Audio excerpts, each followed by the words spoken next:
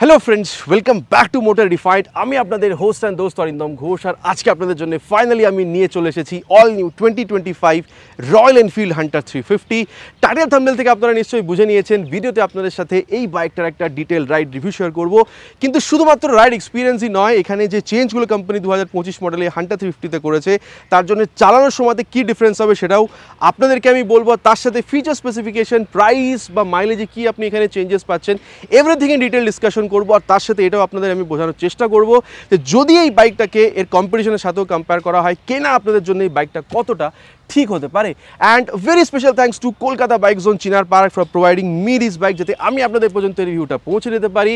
West বেঙ্গলের হাওড়া হুগলি কলকাতাতে যদি আপনি থাকেন, কোনো রকমের যদি আপনি এখানে রয়্যাল এনফিল্ডের প্রোডাক্ট কিনতে চান, শোরুমকে আপনি ডেফিনেটলি কন্ট্যাক্ট করতে পারেন। ডিটেলসটা অলরেডি আপনারা নিজেদের স্ক্রিনে দেখে নিয়েছেন। তবে চলুন দেরি না করে শুরু করা যাক। বন্ধুগণ, রিভিউ শুরু করবো উইথ ওয়াক অ্যারাউন্ড। প্রতিটা ভিডিও মতন সবথেকে প্রথমে কিটা দেখে নিন। রয়্যাল এনফিল্ডের লোগোর সাথে যেরকম আগে আমরা এখানে ওয়েভ কি পেতাম, এখনও মোটামুটি জিনিসটা সেমই পাচ্ছি। এখানে আপনি কোনো ডিফারেন্স পাবেন না। কিন্তু এটা যেহেতু 2025-এর রয়্যাল এনফিল্ড হান্টার 350, মোটামুটি 10টা এখানে চেঞ্জ আপনি পাবেন। এবার চেঞ্জেসগুলো সবথেকে প্রথমে আপনাদেরকে বলবো, স্টার্ট করবো উইথ ফ্রন্ট ভিউ, যেখানে আপনারা বলতে পারেন যে গুরিল্লা বা হিমালয়ান 450 মতন সিমিলার একটা অল এলইডি হেডল্যাম্পের set up with this Royal Enfield logo on it, এটা আপনারা পেয়ে যাবেন। আর যখন আমি এটাকে এখানে অন করছি, দেখতে পাচ্ছেন মোটামুটি ডিআরএলের মতন এখানে কিন্তু এই লাইটটা জ্বলে উঠবে। তারপরে যদি ইগনিশনটাকে এখানে অন করি, এই যে হাই বিম লো বিম পাসওয়ার্ডের জন্য সুইচ গিয়ার এখানে আছে, এই যে high beam low beam and then password, এরকম করে আপনারা এখানে কিন্তু এটাকে অপারেট করতে পারবেন। ঠিক আছে, আর তারপর এটাকে এখানে অফ করি, এই যে বলতে পারেন এখানে হ্যাজার্ড ল্যাম্পের যে অপশন সেটাও আপনারা পাচ্ছেন। এটা কিন্তু ব্লিঙ্কারগুলো কিন্তু আপনারা এখানে ফ্লেক্সিবল না, ফিক্স পাবেন। ঠিক আছে, এবার এটাকে এখানে অফ করে দিয়ে নেক্সট যে চেঞ্জটা সেটা হচ্ছে আপনার হ্যান্ডেলবারে এমন কিছু চেঞ্জ হয়নি। ব্যাপারটা কি, আগে এটা একটু হালকা এরকম করে নিচে ছিল, যে জন্য বলতে পারেন হ্যান্ডেলবারটা একটু নিচে ছিল, কিন্তু এখন এটাকে হালকা ঘুরিয়ে দেওয়া হয়েছে, যে জন্য ওভারঅল হ্যান্ডেলবারটা একটু উঁচুতে চলে এসেছে। এবার রাইট ফিলে কি ডিফারেন্স হচ্ছে বিকজ অফ দিস, সেটা কিন্তু আগে আমরা ডেফিনেটলি দেখবো চালানোর টাইমে। আর এরপরে যদি আপনাকে নেক্সট ব্যাপারটা বলি, সেটা হচ্ছে এই যে এই ন্যাভিগেশনের জন্য এই ট্রিপারটা, ঠিক আছে, যেটাকে মোটামুটি গুগলের সাথে এটাকে ডেভেলপ করা হয়েছে। আগে এটার জন্য 5000 এক্সট্রা আপনি পে করতেন অ্যাক্সেসরি হিসাবে ইনস্টল করানোর জন্য। এটা অলরেডি এখন আপনারা ইনবিল্ট পাবেন, এটার জন্য আলাদা করে পে করতে হবে না। কিন্তু হ্যাঁ, ওভারঅল প্রাইস বেড়েছে, ওটার ব্যাপারে আপনাদেরকে বলছি। কিন্তু তার আগে আরেকটা জিনিস যেটা আপনাদের দেখাবো, আপনার কাছে লেটেস্ট আইফোন হোক বা অ্যান্ড্রয়েড হোক, আপনি কিন্তু সি টাইপ মোবাইল চার্জার দিয়ে কিন্তু আপনি চার্জ করতে পারবেন। 27 ওয়াটের মোটামুটি আপনি এটা এখানে এখন পেয়ে যাচ্ছেন। আচ্ছা, নেক্সট যে চেঞ্জ বলবো না, অ্যাডিশন বলবো। ইঞ্জিন মোটামুটি সেমি কোম্পানি রেখেছে, বলছি আপনাদেরকে এটার ব্যাপারে আগে। কিন্তু তার আগে এটা বলবি slip and assist clutch add করা হয়েছে। ঠিক আছে, যেটার জন্য বলতে পারেন হাই স্পিডে আপনাদের এখানে স্টেবিলিটি বা যে সেফটি সেটা কিন্তু বলতে পারেন মেনটেন থাকে। এটার ব্যাপারে আগে আমরা টেস্ট করেও দেখবো চালানোর টাইমে। আচ্ছা, এরপরে নেক্সট যেটা সেটা বলবো, 150.5 mm এর গ্রাউন্ড ক্লিয়ারেন্স ছিল, এখন 160 mm এর যে গ্রাউন্ড ক্লিয়ারেন্স সেটা আপনারা পাবেন। সো আগেও নিচে ঠেকে যাবে ব্যাপারটা ছিল, এখন ওটার থেকে অনেকটা আপনারা মুক্তি পেয়েছেন। ঠিক আছে, আচ্ছা, এরপরে যদি আপনি সাসপেনশন দেখেন, এটাকে এখন এখানে চেঞ্জ করা হয়েছে।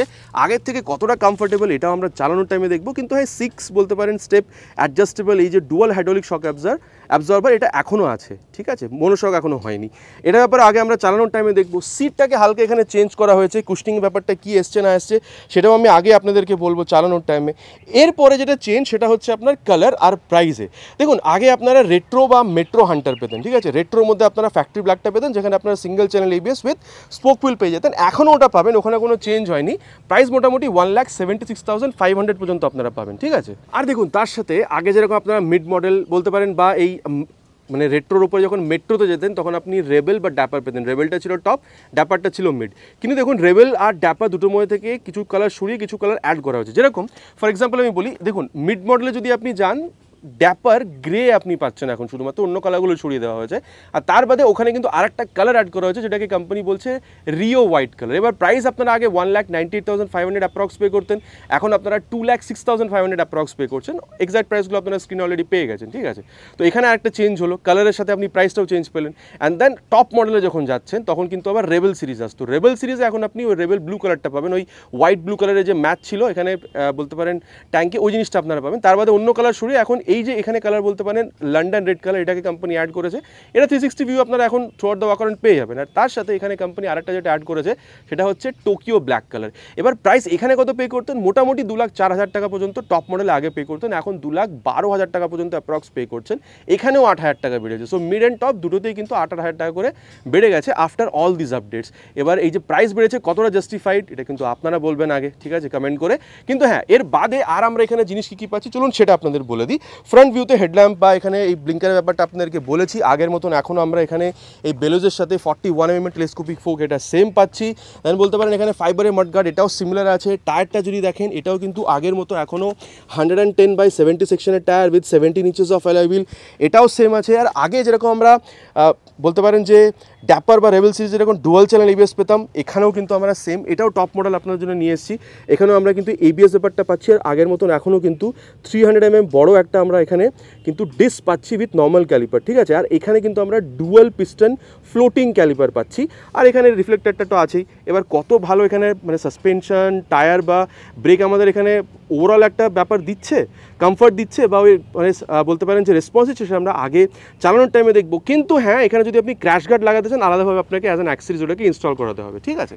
এবার ইঞ্জিনের ব্যাপারটা বলি। ইঞ্জিনটা দেখুন রিমেন সেম জে সিরিজের যে আপনারা ইঞ্জিন আগে পেতেন, approximately 349cc single cylinder SOHC 2 valve air oil কুল ইঞ্জিন, সেটা আপনারা এখন পাচ্ছেন।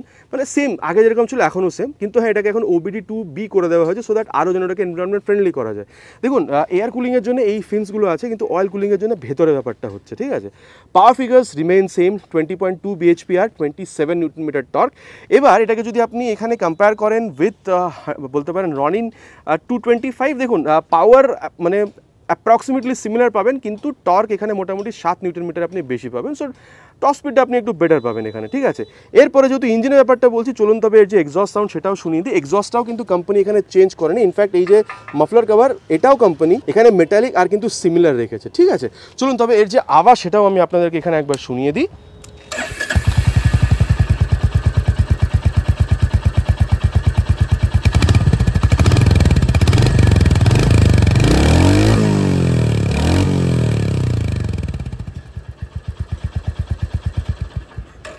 মোটামুটি আপনারা আওয়াজটা শুনে নিয়েছেন। তারপর আরেকটা জিনিস দেখুন, এখানে পাটা যেন পেছনে ঠেকে না যায় এখানে মানে বলতে পারেন এক্সস্টের উপর, সেজন্য এখানে এই মেটালিকের স্ট্রাকচারটা দেওয়া হয়েছে। ফুট রেস্ট বা ব্রেক লিভারের যে কোয়ালিটি এটা কিন্তু যথেষ্ট ভালো আপনারা পাবেন।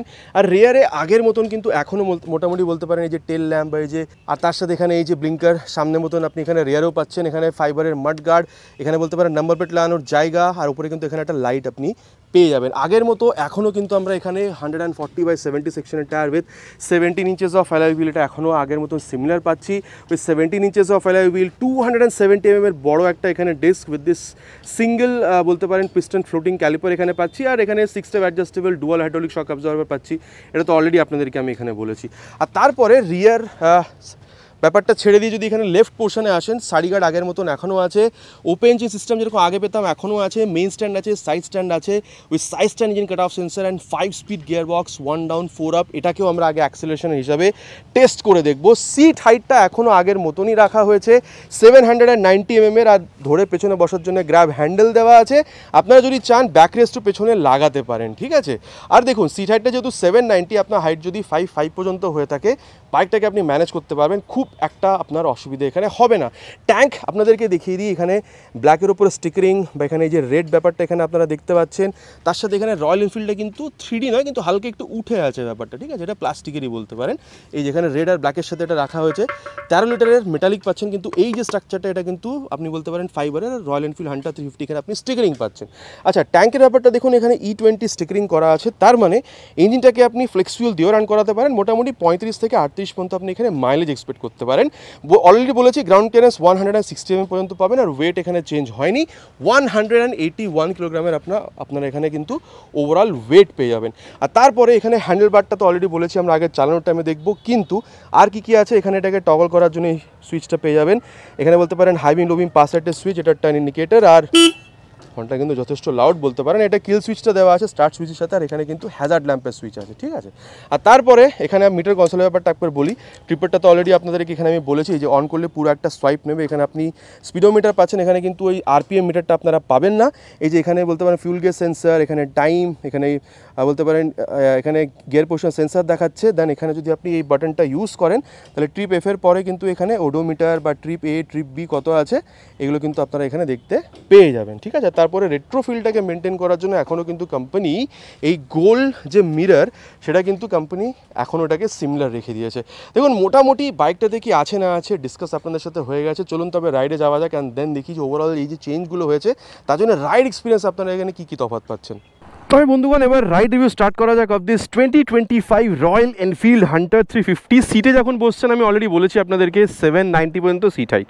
দেখুন ক্লোজ টু 6 আমার হাইট, কিন্তু আপনার হাইট 5.5 হলেও আরামসে ইউজ করতে পারবেন বাইকটাকে। দেখুন আমার কিন্তু এখানে রেয়ার ফিটেড ফুটপেগ এখানে আমরা পেয়েছি, ঠিক আছে। দেখুন এবার সিটের ব্যাপারটা আপনাদেরকে বলি, বিকজ দেখুন সিট আমার মনে হচ্ছে যে দেখুন আগের থেকে এমন যে খুব বেশি চেঞ্জ হচ্ছে সেটা নয়, কিন্তু একটু বেশি কমফোর্টেবল হচ্ছে সেটা বলতে পারেন। আর বলতে পারেন স্পেসের অভাব আগেও ছিল না, এখনও নেই। মানে আপনি বসছেন পিলিয়ন বসছেন, স্পেসের এখানে কোনো অসুবিধা নেই। আর একটা জিনিস দেখুন, এই যে হ্যান্ডেল বারটাকে এটাকে হালকা এরকম করে ঘুরিয়ে উঁচু করা হয়েছে। সো হ্যাঁ, এবার যদি আপনি পাশে মানে আগের মডেলটাকে যদি চালিয়ে এই জাস্ট যদি এই মডেলটাতে আসেন তাহলে বুঝবেন যে একটু উঁচু হয়েছে, সেটা বুঝছে। মানে এমন কিছু যে খুব বেশি ডিফারেন্স হচ্ছে সেরকম কিন্তু নয়, ঠিক আছে। আর আপনি কিন্তু অলমোস্ট আপরাইট বসছেন, হালকা একটু সামনের দিকে আপনাকে এখানে ঝুঁকতে হচ্ছে, খুব বেশি কিন্তু ঝুঁকতে হচ্ছে না, ঠিক আছে। আর চলুন তবে এবার স্টার্ট করা যাক। এখানে হ্যান্ডেল আর সিটের যে ডিফারেন্স সেটা আপনাদেরকে আমি এখানে বলে দিয়েছি। ফার্স্ট গিয়ার আর এই দেখুন সেকেন্ড গিয়ার, আর এই যে টর্কটা দেখছেন, এই 27 নিউটন মিটার যে টর্কটা না, ওটা কিন্তু আপনি ডেফিনেটলি ফার্স্ট গিয়ার থেকে বুঝতে পারছেন।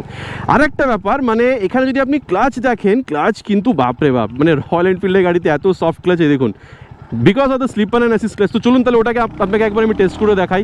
মোটামুটি এটাকে 70-এর ওপরে নিয়ে যাবো, ফোর্থ গিয়ারে ফেলে দিয়েছি অলরেডি এটাকে। এবার দেখুন 70-এর ওপরে নিয়ে যাবো, এই যে 80 চলে গেছি। এবার দেখুন 4 থেকে 3-তে চলে এসে গিয়ার একে ক্লাচ ছেড়ে দিলাম, 3 থেকে 2 এসে ক্লাচ ছেড়ে দিলাম।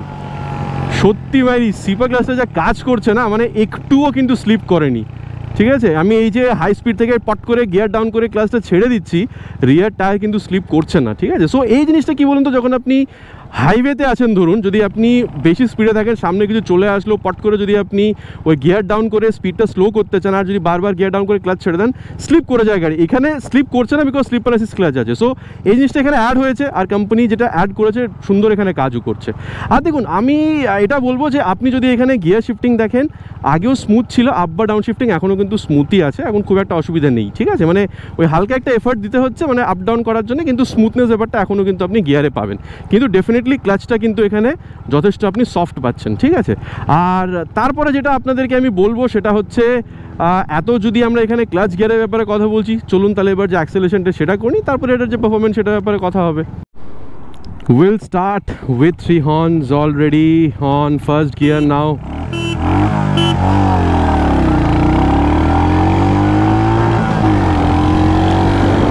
$60 crossed. We'll look for 100 now.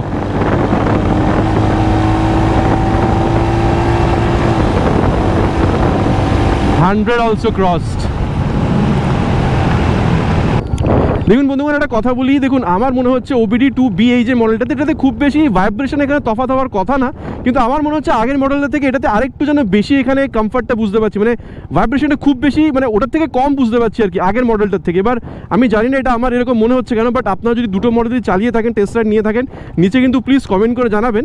আর তারপরে আমি যেটা এখানে বুঝতে পারছি সেটা হচ্ছে, দেখুন এখানে মানে যদি আপনি এরকম রোডে চালান, মানে হাইওয়েতে যদি যান, বা যদি আপনি কমফোর্টেবল ক্রুজিং স্পিড দেখেন, আমার মনে হয় 100 থেকে 110-এর মধ্যে, বিকজ 95-100-এর পরে কিন্তু হালকা একটা বাজ আসছে, কিন্তু সেটা কিন্তু খুব বেশি যে ভাইব্রেশন সেটা নয়, ইঞ্জিনের থামটা আপনি বুঝতে পারছেন। সো ওখানে 100-110-এর মধ্যে খুব বেশি আপনি ভাইব্রেশনও বুঝতে পারবেন না। আর স্টেবিলিটিতে আমি এটাকে 120-25 পর্যন্ত টেনেছি, তাও আমি এখানে স্টেবিলিটি কিন্তু কোনো রকমের কোনো প্রবলেম বুঝতে পারিনি, ঠিক আছে।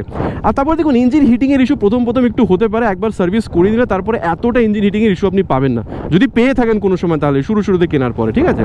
আর তারপর দেখুন আমি বলবো যে মাইলেজ যদি দেখেন, মোটামুটি যদি আপনি এইরকম লং রাইডসেও বেরোন না, যখন এই ক্লাচ থ্রটল গিয়ার খুব বেশি ইউজ হবে না, মোটামুটি 35-38 পর্যন্ত কিন্তু আপনি এখানে মাইলেজ এক্সপেক্ট করতে পারেন।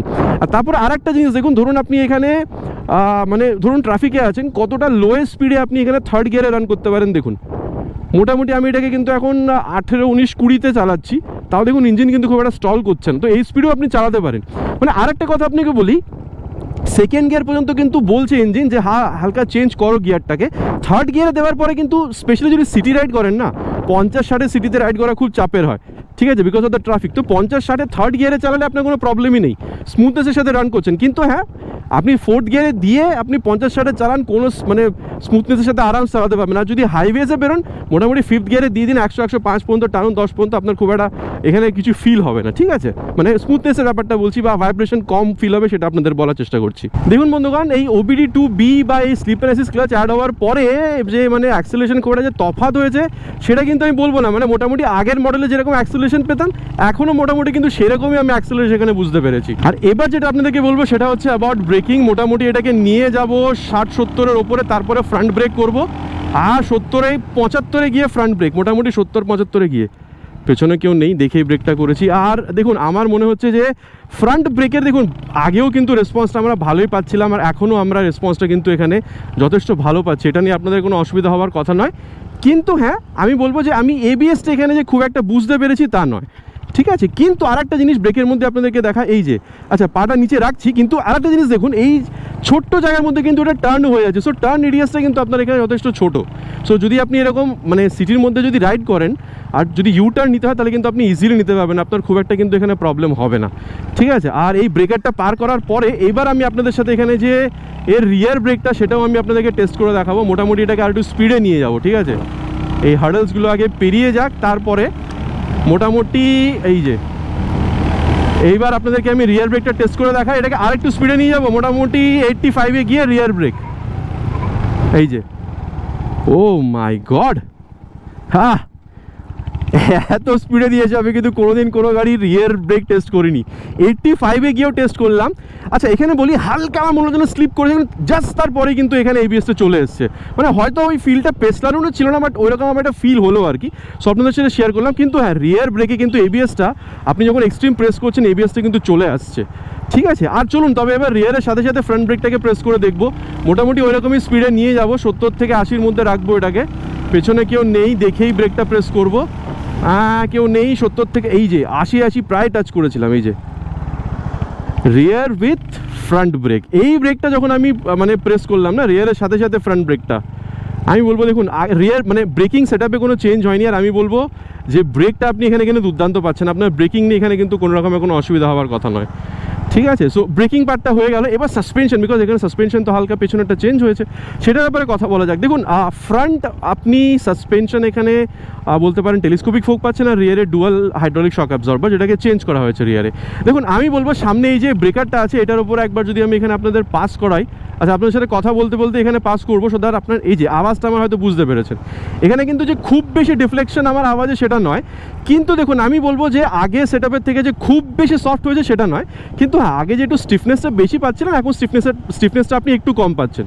বাট হ্যাঁ ইন জেনারেল যদি দেখেন মিড সাইডে রাখা হয়েছে, না খুব বেশি সফট না খুব বেশি হার্ড, ঠিক আছে? দেখুন আমার মনে হয় আপনি যদি হাইওয়েতে বা এরকম মানে সিটি রোডসে যদি চালান হাই স্পিড টপ স্পিড কর্নারিংয়ে আপনার কোনো অসুবিধা হচ্ছে না, কিন্তু যদি আপনি অফ রোডে নামেন, দেখুন India being a developing country, কোথাও হয়তো দেখুন এরকম রোড তৈরি হচ্ছে বা ছোটোখাটো কোথাও যদি অফ রোড প্যাচ আপনি পেয়েও যান, তাহলে আমার মনে হয় আগের তুলনায় এখন কিন্তু আপনি স্টিফনেসটা একটু কম পাবেন বা কমফোর্টেবলটা একটু বেশি হবে। এমন না যে একদমই মানে 800cc বাইকের মতন পুরোই কমফোর্টেবল করে দিয়েছে, ওরকম না, কিন্তু যথেষ্ট কমফোর্টেবল পাবেন, ঠিক আছে? মানে এটা আমার ফিল হয়েছে। এখন খুব বেশি তো আমি অফ রোডে যাইনি, বাট যেটুকু আমি বুঝতে পেরেছি সেটুকু আপনাদের পর্যন্ত পৌঁছে দেওয়ার চেষ্টা করলাম, ঠিক আছে? আর দেখুন এরপরে ওভারঅল ফিলটা যদি দেখেন, এরকম যখন করছেন এই 181 কিলোগ্রাম যে ওয়েটটা সেটা কিন্তু আপনি যে খুব বেশি বুঝতে পারছেন তা নয়, কিন্তু at the same time stability এখানে যথেষ্ট ভালো। ওয়েট খুব বেশি বুঝতে পারছেন না, এরকম করার টাইমে কিন্তু বাইক আপনার কথা শুনছে, মানে কন্ট্রোল লুজ হচ্ছে না, মানে এদিক ওদিক চলে যাচ্ছে না। সো এই ব্যাপারগুলো যথেষ্ট ভালো। আর তারপর দেখুন রিয়ার ভিউ মিররটা যথেষ্ট ভালো রিয়ার ভিউ দিচ্ছে। আর আমার যেটা আমি ফিল করতে পারছি, দেখুন এখানে যদি ওই কল SMS অ্যালার্টটা দিত আরও ভালো হতো, কিন্তু হ্যাঁ যদি লং রাইডে বেরোন বা এমন কোনো রাস্তাতে যেখানে আপনি চেনেন না, তার জন্য ন্যাভিগেশন ব্যাপারটা কিন্তু যথেষ্ট ভালো। কিন্তু হ্যাঁ তার জন্য আপনাকে এখানে বলতে পারেন রয়্যাল এনফিল্ডের যে এখানে যে মোবাইল অ্যাপটা আছে ওটাকে ডাউনলোড ইনস্টল করে থ্রু ব্লুটুথ এর সাথে কানেক্ট করতে হবে, তবে আপনি এটাকে ইউজ করতে পারবেন, ঠিক আছে? আর এখানে দেখুন স্পিডোমিটার এই জিনিসগুলো তো আপনাদের জন্য আছে। দেখুন আমার মনে হচ্ছে হ্যান্ডেল বারটা একটু উঁচু, সিটটা যেহেতু একটু বেশি কমফোর্টেবল করা হয়েছে, সো আমার মনে হচ্ছে যেহেতু আপনি মানে অলমোস্ট আপরাইট রাইডার পজিশন ওই ব্যাপারটা এখানে পাচ্ছেন। সো যদি আপনি সিটি রাইড পেরিয়েও যদি কোনোদিন হাইওয়ের প্ল্যান বানান, ঠিক আছে, আপনি বা আপনার পিলিয়ন যদি কেউ পেছনে থাকে, আমার মনে হয় আগের যে মডেলটা ছিল ওর তুলনায় এখন রাইডটা আপনার একটু বেশি কমফোর্টেবল হতে পারে। এমন খুব বেশি হ্যাভক ডিফারেন্স হবে না, কিন্তু আগের তুলনায় এখন একটু কিন্তু আপনি কমফোর্টেবল রাইডটা বেশি পেতে পারেন, এটা আমার মনে হয়। ঠিক আছে, দেখুন মোটামুটি বাইকটার মধ্যে কি আছে না আছে, ওয়াক অ্যারাউন্ড, রাইড রিভিউ সব কিছু বলে দিচ্ছি। চলুন তবে এবার কনক্লুশনে যান, দেন দেখি এর যদি কম্পিটিশনের সাথেও কম্পেয়ার করা হয় তাহলে বাইকটা কেনা আপনাদের জন্য এখানে কতটা ঠিক হতে পারে। তবে বন্ধুগণ এবার কথা বলা যায় কনক্লুশনের ব্যাপারে যে বাইকটা কেনা কতটা ঠিক হবে। দেখুন আমার মনে হয় কম্পিটিশন যদি দেখেন রনিং 225 আসছে, দেখুন ওখানে যদি আপনি দেখেন 2,05,000 মধ্যেও কিন্তু আপনি রনিং 225 পেয়ে যাবেন। দেখুন আমার মনে হয় আপনি যদি সিটি রাইডের থেকেও বেশি আপনি লং রাইড প্রেফার করছেন, যেখানে একটু কমফোর্টেবল বেশি রাইডার পজিশন আপরাইট, যাতে আপনি লং রাইড বেশি করতে পারেন, তার সাথে আপনি ওই ন্যাভিগেশনের সাথে কল SMS অ্যালার্ট ওগুলো আপনি চাইছেন। আবার বলবো 2 থেকে 2,05,000 টাকা পর্যন্ত আপনার বাজেট, আর চাইছেন ফ্যামিলির সাথে রাইড করার জন্য সিটটাও কমফোর্টেবল আপনার চাই। আমার মনে হয় বন্ধুগণ দেখুন ওখানেও কিন্তু আপনি ভালো হ্যান্ডলিংয়ের সাথে 2 থেকে 2,05,000 মধ্যে একটা ভালো বাইক পাচ্ছেন, যেখানে আপনি লং রাইডে কিন্তু ইউজ করতে পারবেন। TVS রনিনের কথা বলছি আমি। কিন্তু এই বাইকটা কার কেনা উচিত? দেখুন আপনি কলেজ গোয়িং, আপনি ইয়াং, আপনি মিডল এজ, আপনি অফিস গোয়িং, আপনার রয়্যাল এনফিল্ড চাই, অ্যাট্রাকটিভ কালার, ডুকডুক সাউন্ড, ঠিক আছে। আর আপনি লং রাইডের থেকে বেশি আপনি সিটি রাইড প্রেফার করছেন, যেখানে আপনার ভালো অ্যাক্সেলারেশন চাই, মিড রেঞ্জ হোক, টপ এন্ড হোক বা ইনিশিয়াল স্পিড হোক, আপনার ভালো চাই। ইনফ্যাক্ট রনিন থেকে কিন্তু এখানে টপ স্পিডটাও আপনি বেশি পাচ্ছেন। আর দেখুন আরেকটা কথা, আপনি সিটি রাইড তো করেন কিন্তু কখনও আপনি লং রাইডে যদি যান, ঠিক আছে, তার জন্য কিন্তু একটা সেফটি কোম্পানি অ্যাড করেছে। হাই স্পিডে যখন থাকবেন সেখানেও আপনার মানে বলতে পারেন সেফটিটাকে মেনটেন করার জন্য এখানে কিন্তু কোম্পানি এখন এই স্লিপার অ্যাসিস্ট ক্লাচটাকেও অ্যাড করে দিয়েছে। ওটা আপনাদেরকে আমি টেস্ট করেও দেখিয়েছি, ঠিক আছে। তো দেখুন আমার মনে হয় যদি আপনি এখানে 5-7 হাজার টাকা বেশিও পে করেন, ঠিক আছে, ওয়েন কম্পেয়ার টু রনিন 225, এখানে যদি আপনি একটা ভালো বাইক চান যেখানে ভালো ফিচার পাবেন, ভালো হ্যান্ডলিং পাবেন, ভালো মাইলেজ, ভালো স্পিড, ঠিক আছে, আর Royal Enfield as a brand own করতে চাইছিলেন, আমার মনে হয় এই বাইকটাও 2025 রয়্যাল এনফিল্ড হান্টার 350 কিন্তু আপনার জন্য একটা ভালো প্রোডাক্ট হতে পারে ইভেন ওভার রনিন 225, ঠিক আছে। দেখুন এবার এই বাইকটার মধ্যে কি কি আছে রনিনের সাথে কম্পেয়ার করলে বাইকটা কোথায় স্ট্যান্ড করছে, কি নতুন পেয়েছেন, বলতে পারেন রাইড রিভিউ, ওয়াক অ্যারাউন্ড সব কিছু আপনাদের বলে দিয়েছি। এবার আপনার কি মনে হচ্ছে, এখন আপনি রনিন 225 কিনবেন নাকি after this slip and assist clutch and বলতে পারেন হেডলাইট আপডেট আপনি এখন হান্টার 350 কিনবেন? নিচে কিন্তু কমেন্ট করে প্লিজ জানাবেন, ইটস মাই রিকোয়েস্ট। আশা করছি ভিডিওটা আপনাদের ভালো লেগেছে। ভিডিওটা ভালো লেগে থাকলে প্লিজ ভিডিওতে একটি লাইক, আর চ্যানেলে যদি প্রথমবার এসে থাকেন চ্যানেলটাকে সাবস্ক্রাইব করে বেল বাটনটা অলে হিট করতে প্লিজ ভুলবেন না। আগের ইটস মাই রিকোয়েস্ট, খুব তাড়াতাড়ি আপনার সাথে দেখা হবে চ্যানেলে ভিডিওতে বাইক বা স্কুটারের সাথে। Till then ride safe and জয় হিন্দ।